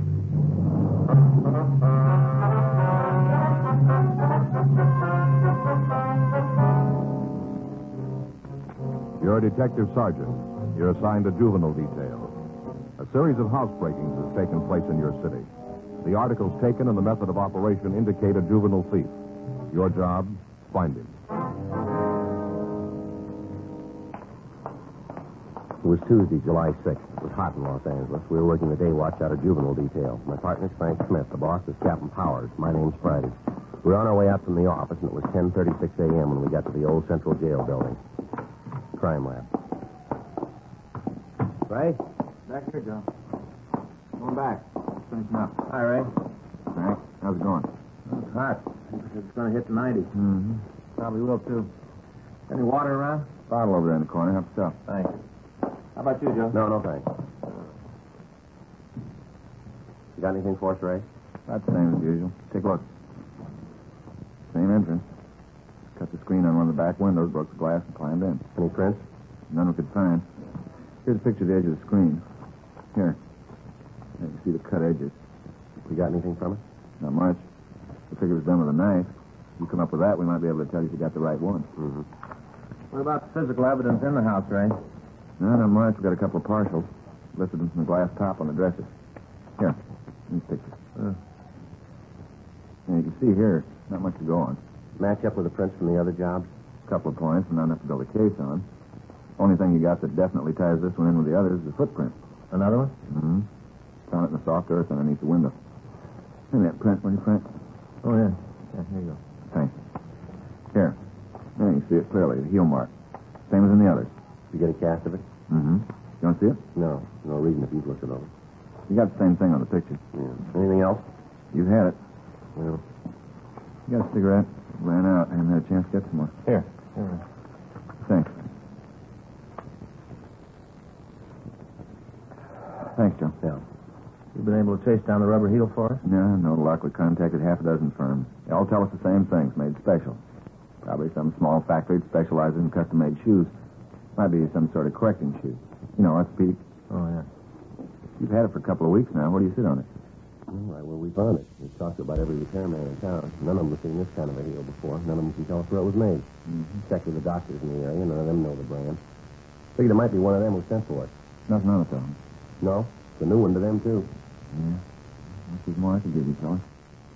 Well, that's all right, Ray. It seems no matter which way we turn, there's another wall waiting for us. How about burglary? Anything come in from them? Well, they're checking it all down. They got the same thing we came up with. Anything turn up on the stolen merchandise? No. Burglaries made all the checks. Pawn shops have been alerted. Stuff's all cheap costume jewelry. No reason to try and hock it. They didn't get anything for it. Brings you back to a motive. Why'd you pull in the jobs in the first place? Well, Ray, we'll file that with where the heels are made. Not the only thing we can figure is that some kid out for kicks gets his laugh from breaking into houses. There's no other reason. Stuff he's stolen you can buy by the carload in any dime store. A couple of times he's left money alone when it's in plain sight to steal some cheap pin. Looks like you got yourself a wild one. Yeah. What can you tell us about the footprints, eh? Not much. They found under the window. Kid wasn't moving when they were made. Can't figure his size. What about weight? Only a guess, Joe. Yeah. I'd say it came in about 140. Could be 15 pounds one way or the other. What about the size? 7. Looks like 7 feet. Mm-hmm. You sure about that? Well, pretty sure. Not much, is it? Best we can do. Okay. Last place, the woman was real sore. Don't blame her. Not about the costume jewelry. She didn't much care about that. Some prize gladiolas she was raising. Kid tramped all over him. Real sore that he stepped on. Don't blame her. Says when she catches him, she's going to give him a good talking to. Tramping up all her plants. Well, we'll see you, Ray. Yeah.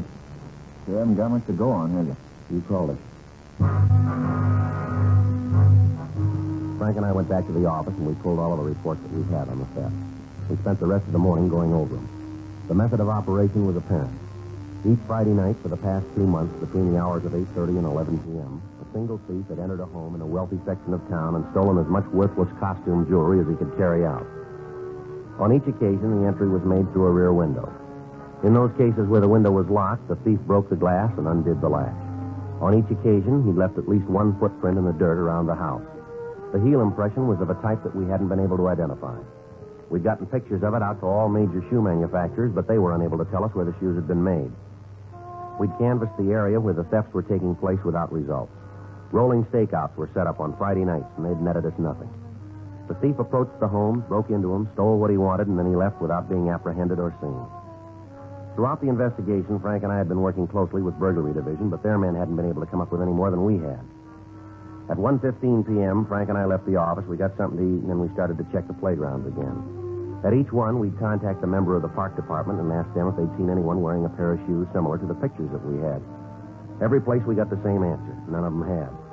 We stopped groups of boys on the street and asked to see their shoes. We checked malt shops, drugstores, pool halls, and bowling alleys without any result. The same operation had been going on for the past 2 weeks without bettering our chances of apprehending the suspect. 5:30 p.m. Frank and I left one of the larger bowling alleys in town and headed back for the office. Boy, I'll sure be glad to get home tonight. Yeah, Hot. sure was. Yeah, must have gone over 90. Yeah. Must have. Paper said 90, but it was hotter, I can always tell. How can you always tell? My feet, Joe. Always tell with my feet.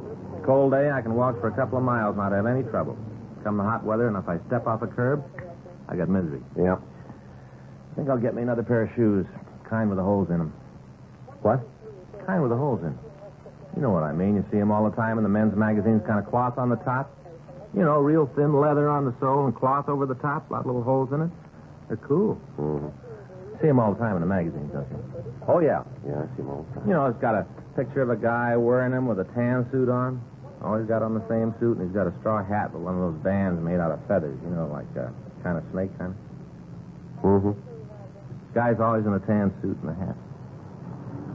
Well, maybe you got to have one of those before you can buy the shoes, you figure? One of those suits? Yeah. I don't know. You're not talking much today. Haven't got room to get in. You're doing it all, you know. Oh, hi, that's pretty funny. It's hot. Must have been over 90. I was just about to say it. Slow Must down. have been over 90. Slow down there. Huh? Take it easy. See that kid up there? No. Up there. Just coming out of the drugstore in the corner, waiting for the light there.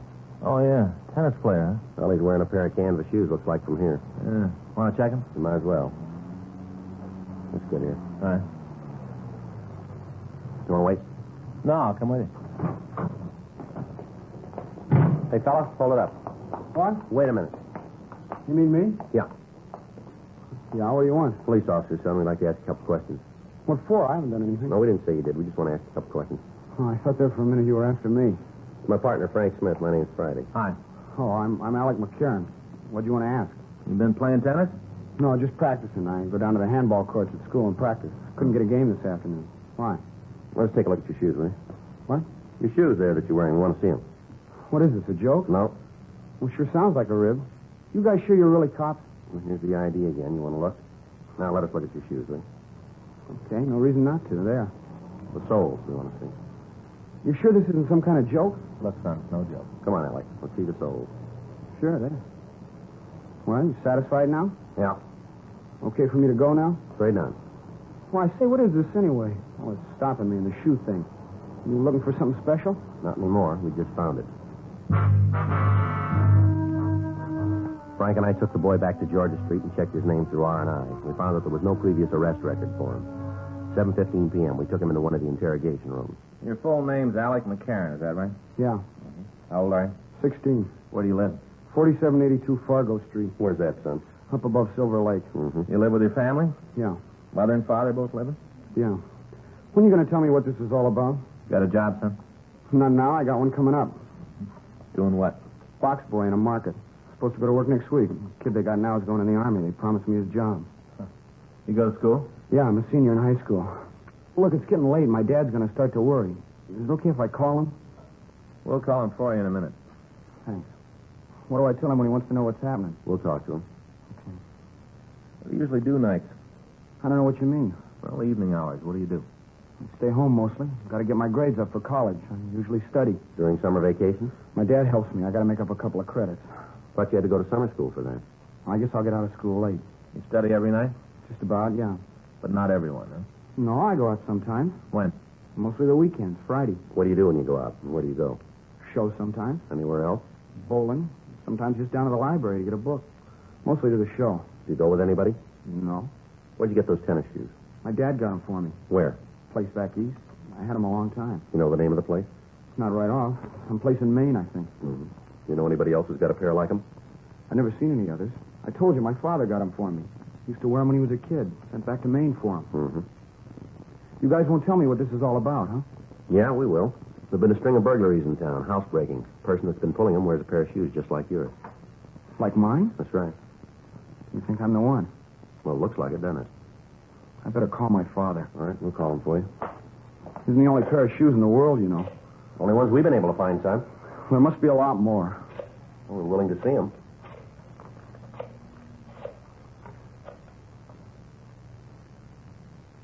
Hello, this is Sergeant Friday, Los Angeles Police Department. Who am I speaking to, please? Uh-huh. Yes, sir, your son's here. Suspicion of burglary. That's right. Well, that may be so, Mr. McCarran, but that's the charge. Yes, sir. No, we'll bring him to his home.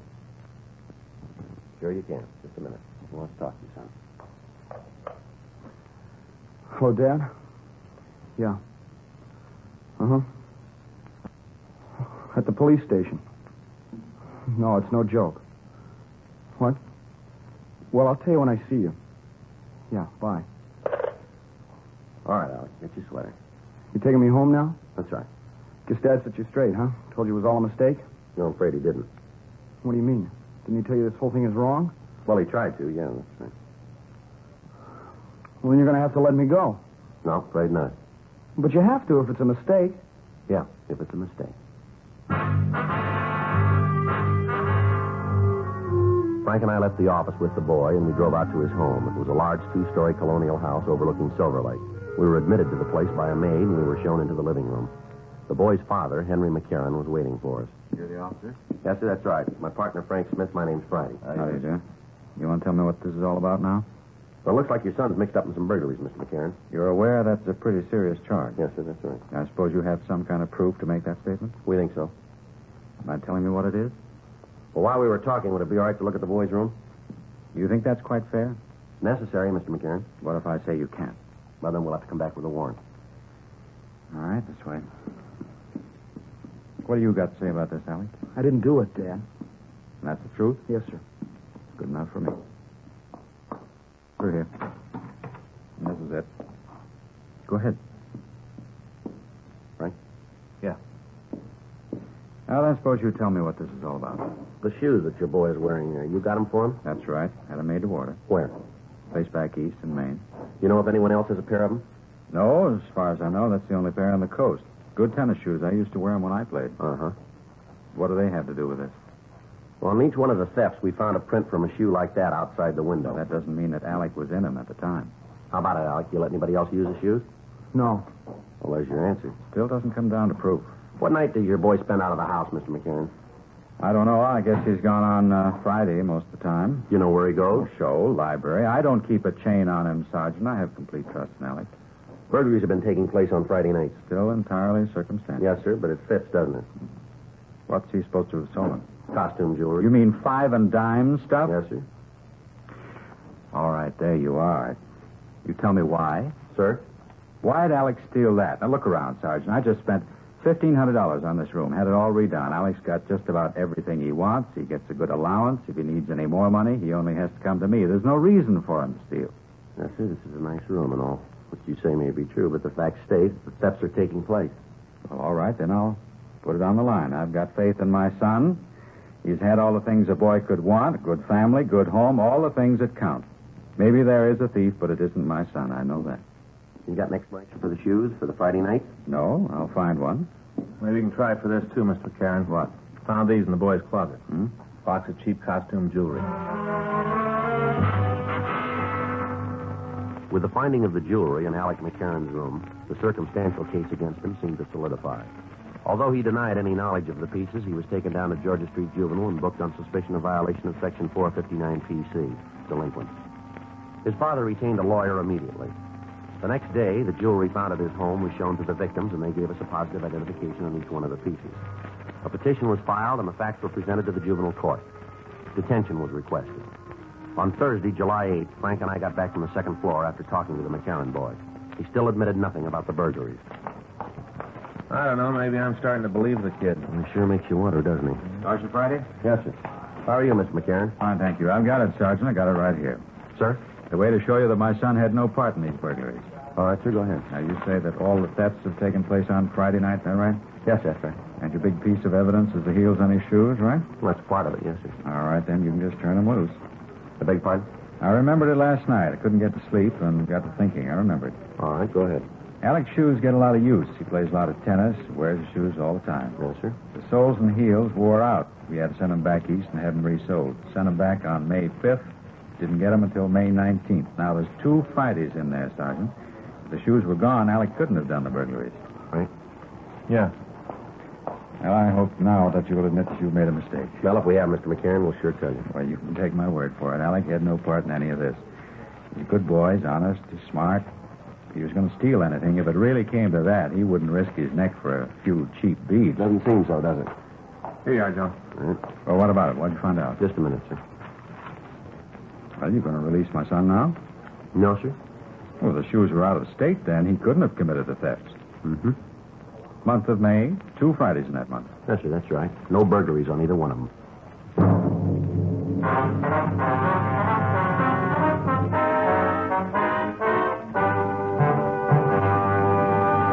You are listening to Dragnet, the authentic story of your police force in action.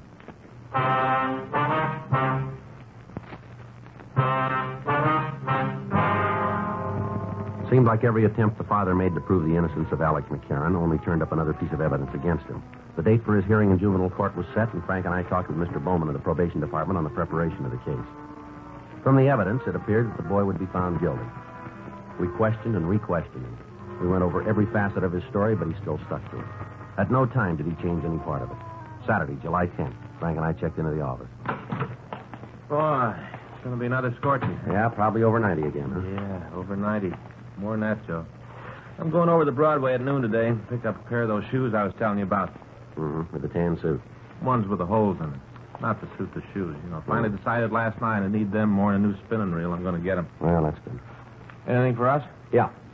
Looks like we might be wrong about that McCarran boy. What do you mean? Another housebreaking last night. Footprints all over the place. Yeah? All of them with the same heel print. We left the office. We went over to the crime lab. Ray Pinker showed us photographs that had been made at the scene. The marks were identical with those we'd found before. The size of the shoe, the way they were worn, everything matched. The information blew the case against Alec McCarran sky high, and both Frank and I felt a little relieved. The probation department was informed what had happened, and the boy was released immediately. Frank and I drove him to his home, where he was reunited with his family. We obtained the name and address of the shoe company who had made the tennis shoes, and the radiogram was sent to the police department in that city requesting all information on similar shipments to the Los Angeles area. We got the answer the next morning. Only one other pair had been sent to the Southland. Those had been sent to a Mr. Homer Ellsworth, care of General Delivery, Ventura, California. We checked the name through records and identification, but we were unable to come up with a record for him. The name was sent to George Brereton, CII, Sacramento. At 11:15, Frank and I drove up to the beach city. We talked to the postmaster and several of the clerks. They told us that several pieces of mail had been delivered to Ellsworth. Although none of the people could tell us where the man lived, they were able to give us a good description of him. They went on to say that they'd gathered from conversations that he resided someplace in Los Angeles. We left word with them that the local police department be called in the event the man returned, and then Frank and I drove back to the city. We checked the name again, this time with a description. No make. One of the outstanding things in the way the man was described was that the little finger from his left hand was missing. This was checked through the oddity file without result. The additional information was forwarded to Brereton. We checked with burglary detail, but they had nothing on the suspect. 8:40 p.m. We drove out to the McCarran house and talked again to his family. I knew it all the time. Yes, sir? Got a boy like Alec after 16 years, you know pretty much what he will, what he won't do. Yes, sir. A couple things we'd like to go over with you. Sure, anything you want. Just let me know. All right. Caught the person who was really responsible for this? That's what we want to talk to you about. That's fine. Go right ahead. Now, the description we've got of the man is that he's about 50, around 5'8", 150 pounds, dark hair, gray at the temples, wears glasses, has a mustache. Got a finger missing from the left hand. Mm-hmm. What's his name? Well, that we don't know, sir. That's why we're asking you. No name at all. Well, he's used Homer Ellsworth. We don't think that's his true name. It isn't. Sir? Name's not Ellsworth. It's Fallon. Homer Fallon. You know him? Sure. He worked for me for 10 years. Sort of a handyman. Does odd jobs around the house. You know where we can reach him? Not sure about that. What do you mean? He quit yesterday morning. We got Fallon's address. We left for the place right away. It was a small house in the South Hollywood area. The front yard was overgrown, and several of the pickets from the fence were missing. It was a 1938 Chevrolet truck parked in the driveway. Frank and I left our unit and walked up to the front door. Watch your step, Joe. What? Ward lives there. Oh, yeah, I see. I think you'd have a light out here, wouldn't you? I get it.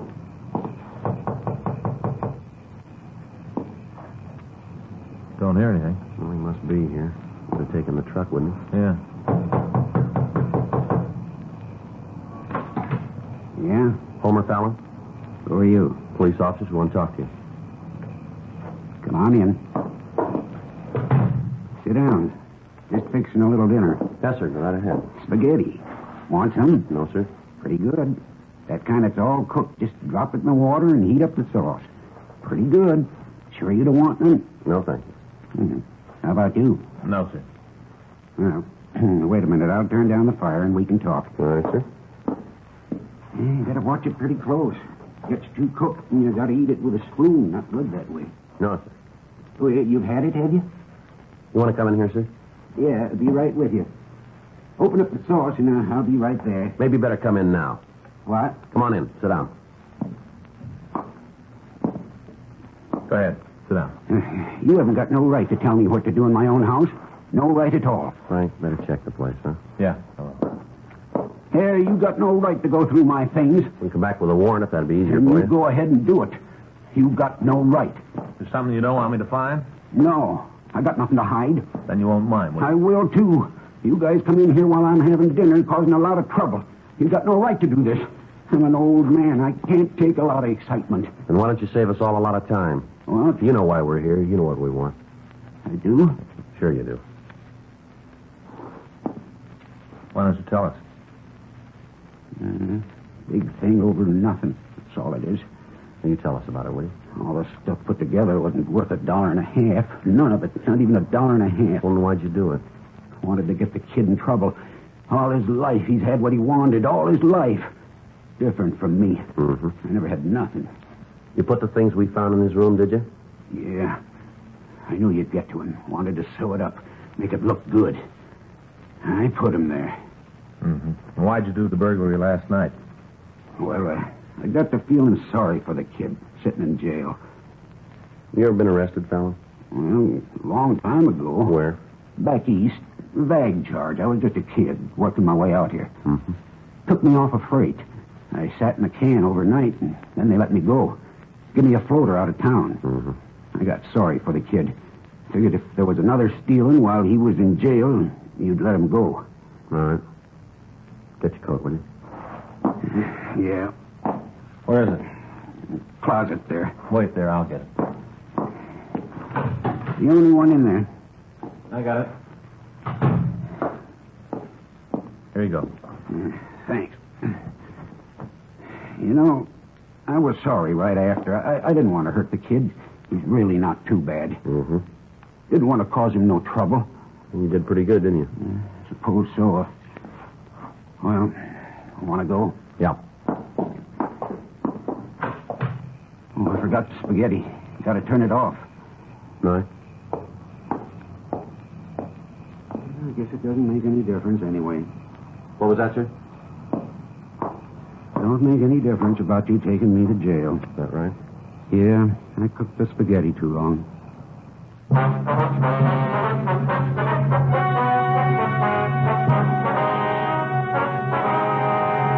Homer Lindsay Fallon was tried and convicted of burglary in the first degree, 6 counts, and received punishment as prescribed by law. Burglary in the first degree is punishable by imprisonment for a period of not less than 5 years in the state penitentiary. Dragnet is a presentation of the United States Armed Forces Radio Service.